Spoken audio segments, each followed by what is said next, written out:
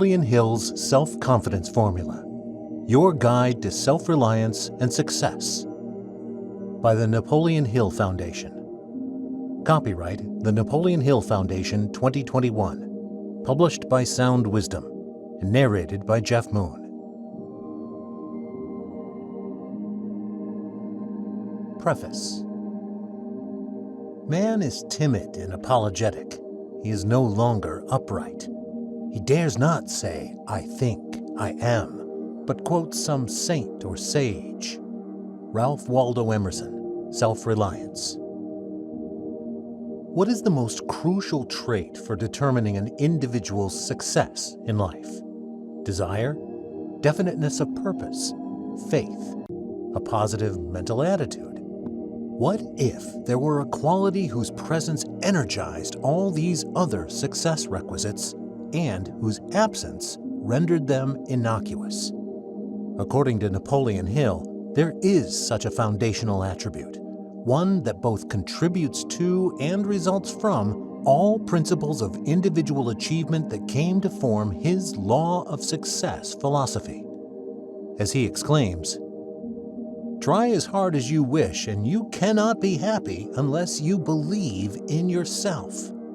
Work with all the strength at your command, and you cannot accumulate more than barely enough to live on unless you believe in yourself. The one and only person in all this world through whose efforts you can be supremely happy under all circumstances, and through whose labor you can accumulate all the material wealth that you can use legitimately, is yourself."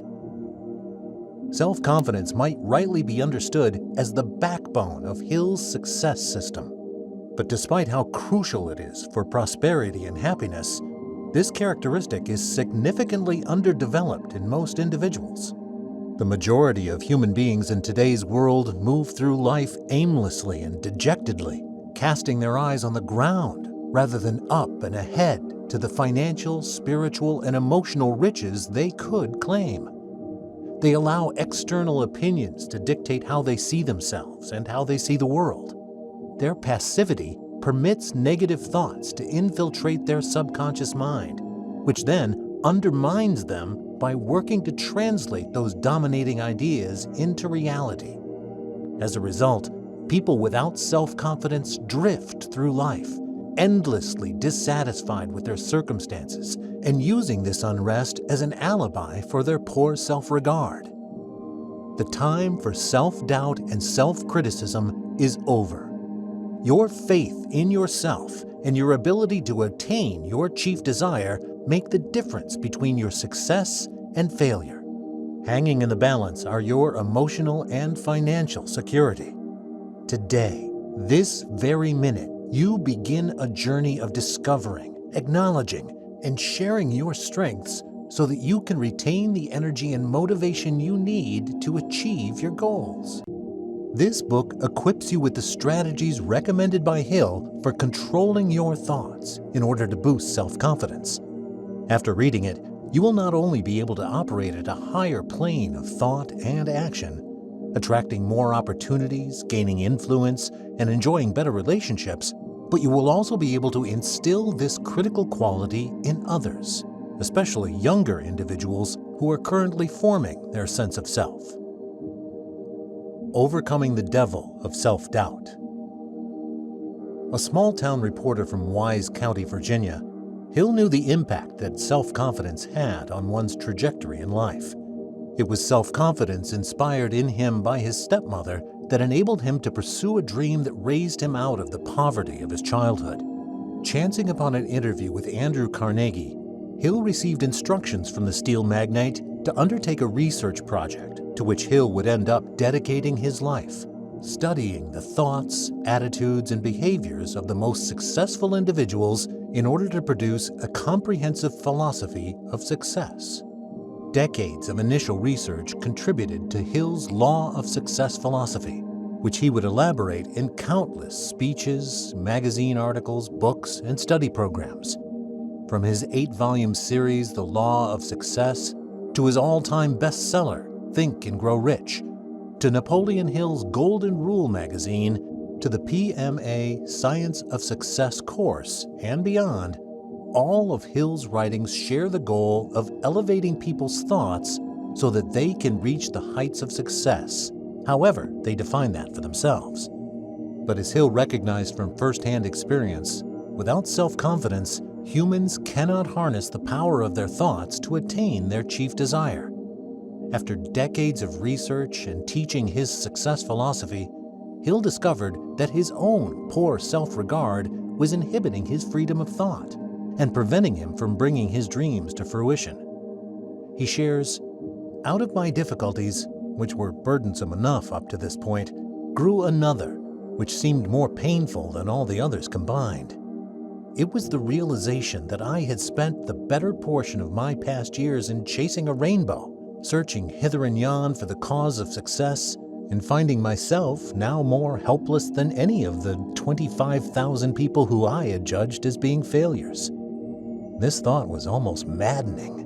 Moreover, it was extremely humiliating because I had been lecturing all over the country, in schools and colleges and before business organizations, presuming to tell other people how to apply the 17 principles of success, while here I was, unable to apply them myself. I was sure that I could never again face the world with a feeling of confidence.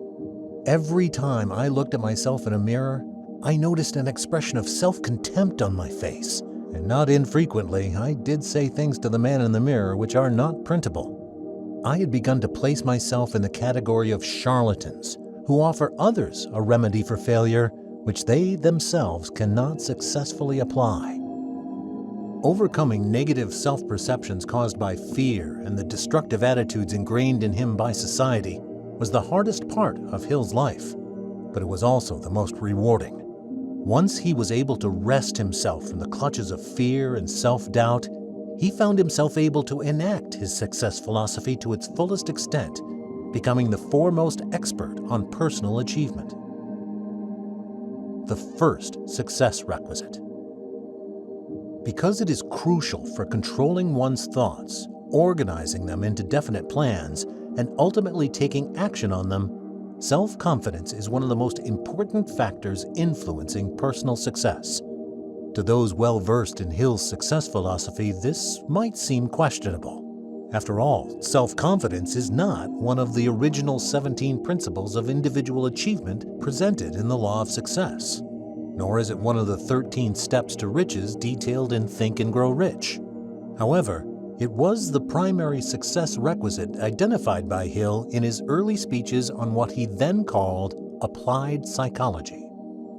Teaching a course at the George Washington Institute in Chicago in 1917, Hill shared a lesson that emerged out of his interview with Carnegie, in which the great industrialist declared, "With a strong sense of self-worth, no amount of poverty can keep one from success. Confidence is a state of mind necessary to succeed, and the starting point of developing self-confidence is definiteness of purpose." Hill's experience proved Carnegie's words to be true, for his initial research revealed that the difference between the man who achieves success and the man who does not is not necessarily in brain capacity. More often, the difference is in the use men make of their latent ability. Usually, the man who develops and uses all of his latent powers is a man who has plenty of self-confidence. He further shares that a careful analysis of the successful men of the world shows that the dominating quality which they all possessed was self-confidence.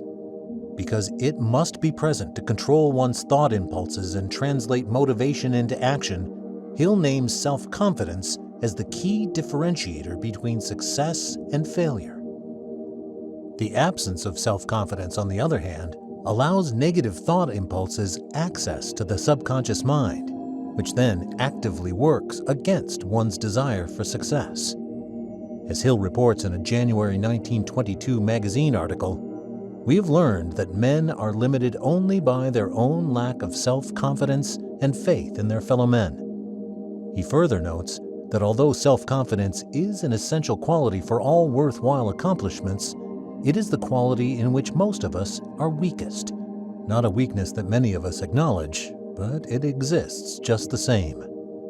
His research revealed that a remarkable 90% of the people he analyzed lacked self-confidence, regardless of how physically or mentally capable they were.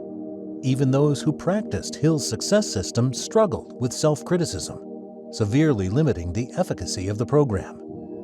Hill laments that the same intelligence that declares itself in complete harmony with this philosophy goes on too often in the self-same way with its criticisms of self, thereby proving that it has never taken the lesson home. In short, the great mass of humanity seems to be content to be tossed about with the driftwood of thought, rather than make the necessary effort to assert the I and know its divine power. The next chapter explores why self-doubt and insecurity are the dominant states in which humanity operates in the present day. But for now, suffice it to say that a lack of self-confidence is one of the greatest maladies of today's world, one that is responsible for the rampant helplessness, lack of self-control, procrastination, and despair that characterize modern society. Given its impact on individual achievement, why then does Hill not name self-confidence as one of the core success principles? Don M. Green, Executive Director and CEO of the Napoleon Hill Foundation, provides a clue when he notes that Hill later subsumed self-confidence under the broader category of enthusiasm, which Hill originally designated as the second requisite for success.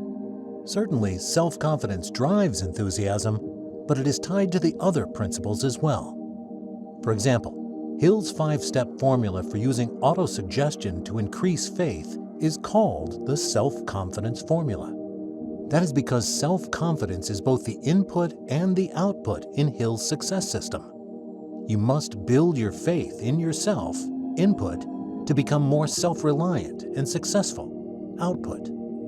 Put another way, in order to become an active participant in the philosophy of success, you must first possess the proper mental attitude that is conducive to utilizing the other remaining principles of achievement. A positive mental attitude, to be sure, but one directed largely toward yourself, your capability, and the riches that are awaiting your appropriation. The first requisite for success in Hill's original achievement philosophy and the culmination of one's efforts to obtain riches, self-confidence is a critical ingredient in a successful, fulfilling life. As Hill informed his students at the George Washington Institute, you will never enjoy greater happiness than that which you will experience through the development of self-confidence. Those who lack it must work diligently to cultivate it, or they risk spending their entire life drifting and dissatisfied. The 10% who possess it must protect themselves from internal and external influences that threaten to undermine it. In the words of Emerson, one should learn to detect and watch that gleam of light which flashes across his mind from within, more than the luster of the firmament of bards and sages. Whatever your reason for reading this book, you will discover immediate benefit from the application of its principles. Note that you will undoubtedly find your progress magnified by working through this content in the setting of a book club or study group, wherein the mastermind principle can be applied to reach higher-level orders of thinking. When you commit yourself to practicing the steps outlined in this book, you will surely open yourself up to great personal growth and momentum toward achieving your dreams. Key points. To heighten your success, you must elevate your thoughts, especially the thoughts you think about yourself. Self-confidence holds the key to attracting more opportunities, gaining influence, enjoying better relationships, and experiencing greater peace of mind. Although 90% of individuals lack this essential success ingredient, people might not be aware of it because they incorrectly assume poor self-worth is the only symptom. Other symptoms can include burnout, dissatisfaction, erratic behavior, procrastination, aimlessness, and passivity. As the first requisite for success, self-confidence is the backbone of Hill's success philosophy. Hill eventually grouped it with enthusiasm, but it is tied to all the principles of individual achievement. Personal growth and momentum toward achievement will be yours when you cultivate a state of mind to commit to growth. Check yourself against the list of symptoms of low self-confidence provided in the key points previously. From which of these do you currently suffer?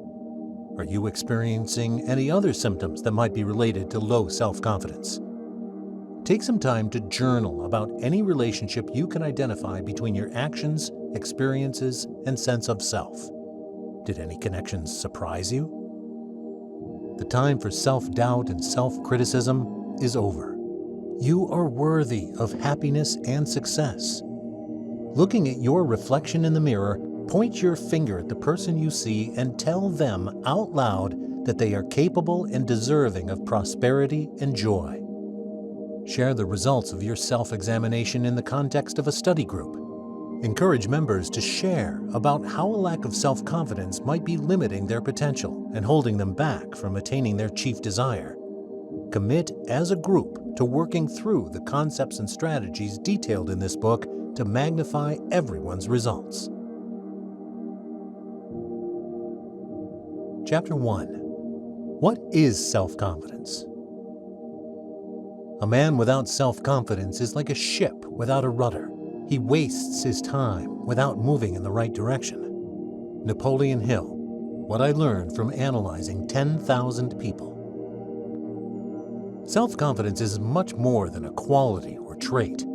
It is a state of mind. Hill provides an illuminating definition. What is self-confidence? I will tell you what it is.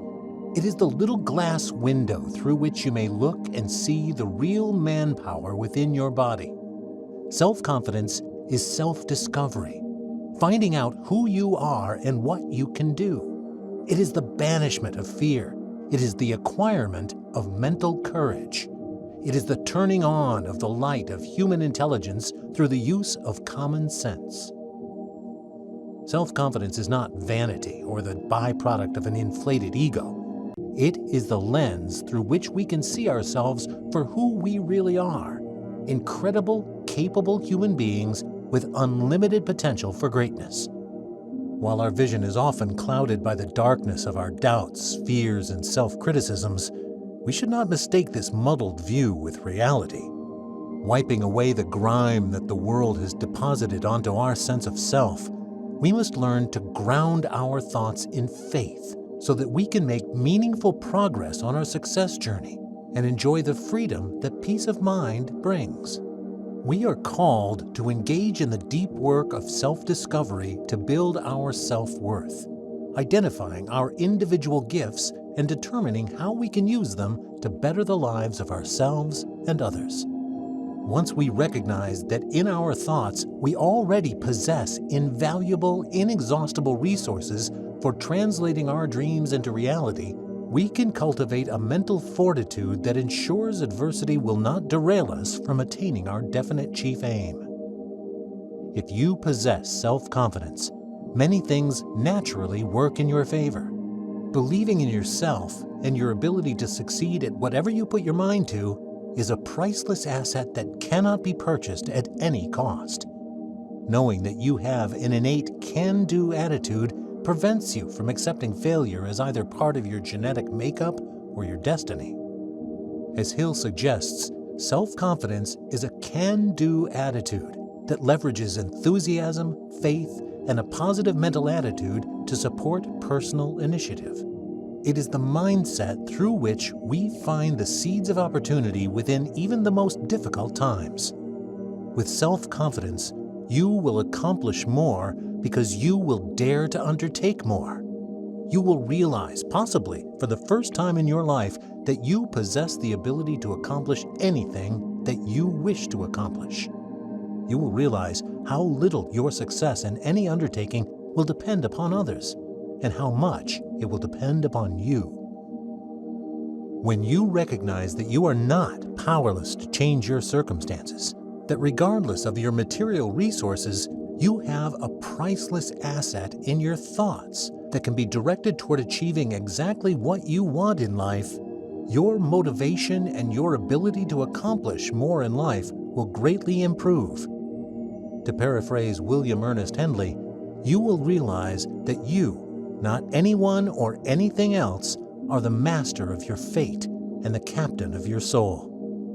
In his essay Self-Reliance, Emerson offers similar advice. Trust thyself. Every heart vibrates to that iron string. Accept the place the divine providence has for you, the society of your contemporaries, the connection of events. Great men have always done so and confided themselves childlike to the genius of their age, betraying their perception that the absolutely trustworthy was seated at their heart, working through their hands, predominating in all their being. And we are now men, and must accept in the highest mind the same transcendent destiny, and not minors and invalids in a protected corner, not cowards fleeing before a revolution, but guides, redeemers, and benefactors, obeying the almighty effort and advancing on chaos and the dark. Your transcendent destiny awaits you, but you must learn how to value and trust yourself in order to boldly take action on your definite major purpose, that iron string which vibrates deep within you, structuring your desires, interests, and goals. Your power in life derives from your sense of self, your appreciation of your unique capabilities, and your efforts to develop them by living in alignment with your major purpose. Accordingly, when you engage in self-criticism or avoid self-examination altogether, you relinquish your power over chaos and failure. The enemies to self-confidence. Emerson's musical imagery in the previous quotation enables us to appreciate the physical dimensions of Hill's success philosophy, explaining that our thoughts are made of vibrations that, although invisible, create change in the material world. Hill stresses the importance of directing those thoughts to constructive ends.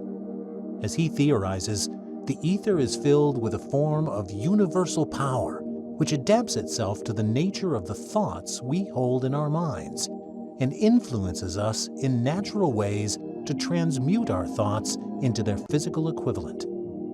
Just like a string on an instrument vibrates according to how it has been tuned, humans' thought impulses are vibrations whose frequency depends on the pitch to which they've been tuned.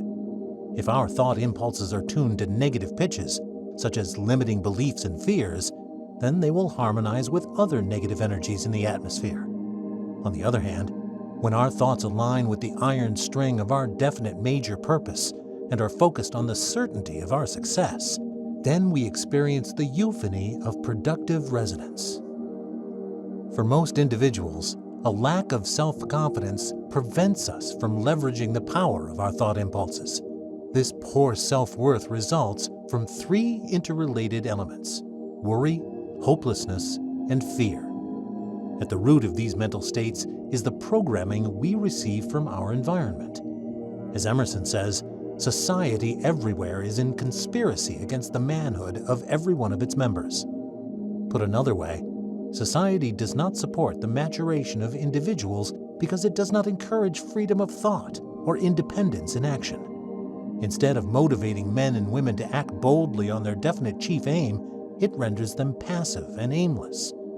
Hill underscores this unfortunate reality when he declares, "The great curse of the age is fear or lack of self-confidence." With this evil removed, you will see yourself rapidly transforming into a person of strength and initiative. You will see yourself breaking the ranks of that great mass which we call followers, in which you have been floating, and moving up into the front row of that select few which we call leaders. Leadership only comes through supreme belief in self, and you now know how to develop that belief. Fear inspires passivity and diminishes personal initiative. When this passivity grants the negative influences from our environment access to our subconscious mind, we find ourselves swept along a current that moves us increasingly further away from our definite major purpose. Hill asks, what strange fear is it that gets into the minds of men and short-circuits their approach to this secret power from within, and when it is recognized and used, lifts men to great heights of achievement? How and why do the vast majority of the people of the world become the victims of a hypnotic rhythm which destroys their capability to use the secret power of their own minds. How can this rhythm be broken? Cosmic habit force, the natural principle referred to in these lines, can work either for good or for bad, depending on whether the thoughts it replicates are constructive or destructive. Our vulnerability to others' negativity and misguided ideas affects the same results as hypnosis. We are lulled into a state of helplessness and self-destructive behavior, which in turn allows destructive thoughts to embed themselves into our subconscious mind and work in tandem with it to become reality.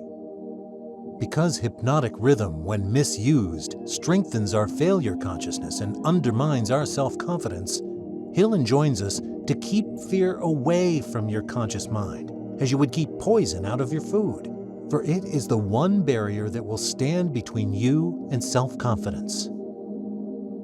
2 of Hill's 6 basic fears are particularly detrimental to self-confidence: the fear of poverty and the fear of criticism.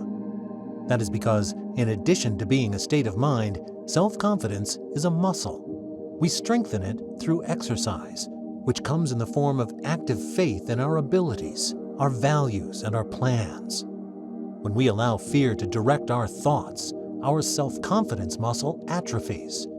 Fearing failure and rejection, we avoid countering dominant opinions or taking actions that might rock the boat. We permit others to control how we perceive ourselves and the world around us. Fear and worry also prevent us from recognizing that every failure brings with it the seed of an equivalent success. When our state of mind is one of fear and worry, we give failure power over our future, rather than using it as a catalyst for growth and progress. To be sure, failure breaks down one's morale, destroys self-confidence, subdues enthusiasm, dulls imagination, and drives away definiteness of purpose. However, the majority of experiences we perceive as failure are only temporary defeat disguised as failure. We cement defeat as failure when we accept it. Viewing adversity as opportunity rather than defeat enables us to build our resilience, self-reliance, and thus self-confidence. By destroying our faith, fear and worry cause us to sink into hopelessness. Giving in to the negative influences in our environment, allowing them to take root in our mind and diminish our sense of self, not only causes us to accept temporary defeat as final, but it also destroys our ability to make decisions and take action to create positive change in our life. All decisions require courage, or the self-confidence in one's ability to handle the consequences of our choices. Indecision is the general state of humanity, which is why so few live out all the dreams they have for themselves. In order to build self-confidence, as we will discover in the rest of the book, we must take decisive action. You are now on the journey to confident, purposeful living. With the support of the principles described in ensuing chapters, you will find assurance in the power of your definite chief aim and the tools to create a mindset primed to identify and accept the opportunities awaiting you. Key points. Self-confidence is more than a quality or trait. It is a state of mind, one through which we find opportunity. A can-do attitude that supports personal initiative. A muscle that has to be exercised to maintain its strength. The iron string to which your authentic self vibrates. When we tune into negative channels of thought, we step out of alignment with our definite major purpose. Self-confidence is diminished by worry, hopelessness, and fear, particularly the fear of criticism and the fear of poverty. Fearing rejection and failure, we allow others to control how we perceive ourselves and the world around us. Viewing adversity as opportunity rather than failure enables us to build our resilience, self-reliance, and thus self-confidence.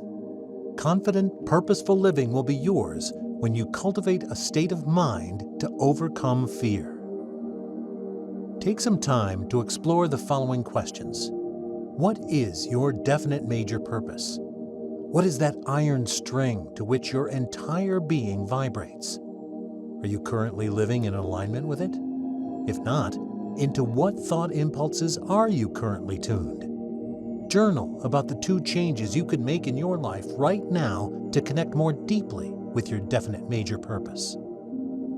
Fear is a negative emotion that is more detrimental to your self-confidence than any other.